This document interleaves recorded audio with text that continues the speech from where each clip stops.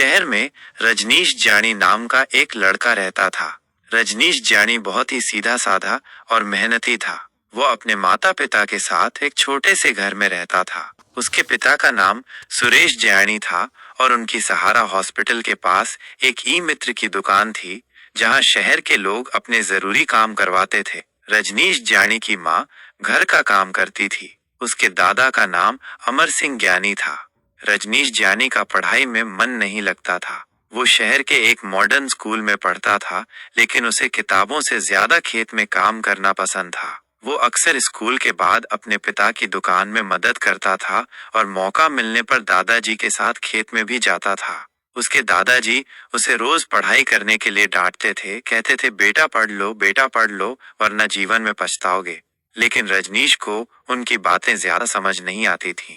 एक दिन स्कूल में एक विज्ञान प्रदर्शनी का आयोजन हुआ। रजनीश जानी ने भी उसमें भाग लिया। उसने एक ऐसा मॉडल बनाया जो सौर ऊर्जा से चलता था। उसका मॉडल देखकर सब लोग बहुत प्रभावित हुए। उसे प्रदर्शनी में पहला पुरस्कार मिला।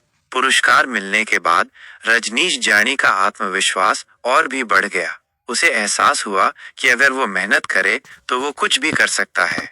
उसने निश्चय किया कि वो विज्ञान में अपना करियर बनाएगा।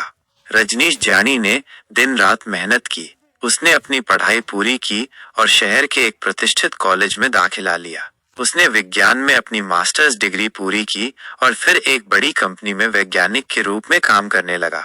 रजनीश जानी ने कभी भी अपने शहर को नहीं भुलाया।